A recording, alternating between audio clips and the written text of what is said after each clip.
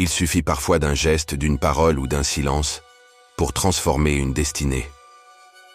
Au bord du grand fleuve Zambèze, là où les eaux tumultueuses charrient les secrets de l'Afrique, vivait Kofi, un jeune pêcheur au cœur généreux.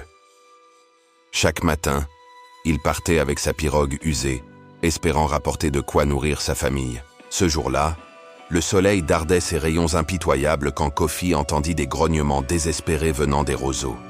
Il dirigea sa pirogue vers les sons et découvrit un spectacle bouleversant.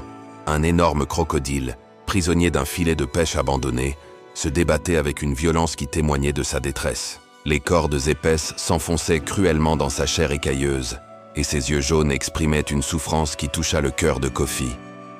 Le reptile, épuisé par ses efforts, haletait péniblement. « Mon frère crocodile », murmura Kofi en s'approchant prudemment. « Je vais te libérer. » Le crocodile tourna vers lui son regard perçant et d'une voix grave qui résonna comme un grondement de tonnerre, lui dit « Fils des hommes, si tu me libères de cette prison, je te jure sur les eaux sacrées du fleuve que jamais je ne te ferai de mal. Tu auras ma reconnaissance éternelle. » Sans hésiter, Kofi sortit son couteau et, malgré le danger, se mit à couper méthodiquement chaque corde. Ses mains tremblaient légèrement, mais sa détermination ne faiblissait pas. Après de longues minutes d'effort, le dernier lien céda.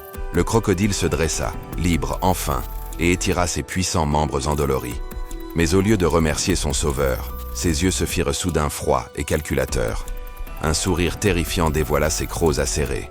« Maintenant, petit homme, » gronda-t-il d'une voix devenue menaçante, « je vais te dévorer. Car tel est l'ordre naturel. Les forts mangent les faibles. » Kofi recula, abasourdi par cette trahison. « Mais, ta promesse, tu as juré sur les eaux sacrées. » Le crocodile ricana. « Les promesses ne nourrissent pas.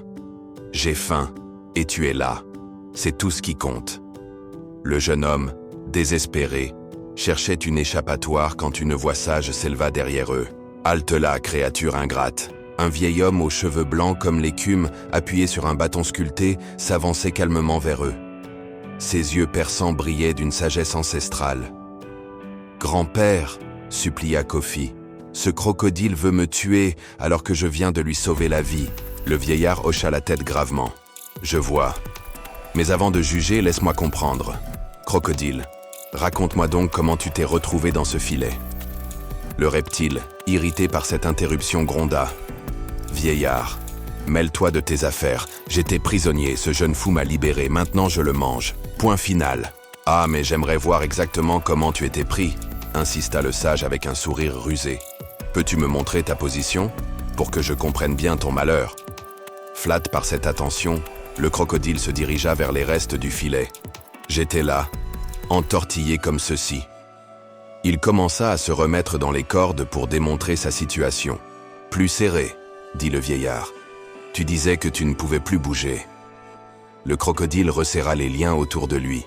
« Voilà, j'étais exactement comme ça, complètement immobilisé. » D'un geste vif, le vieillard noua solidement les cordes.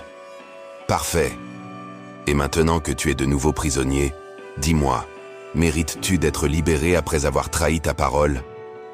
Le crocodile réalisa trop tard le piège. Il se débattit furieusement, mais les nœuds tenaient bon.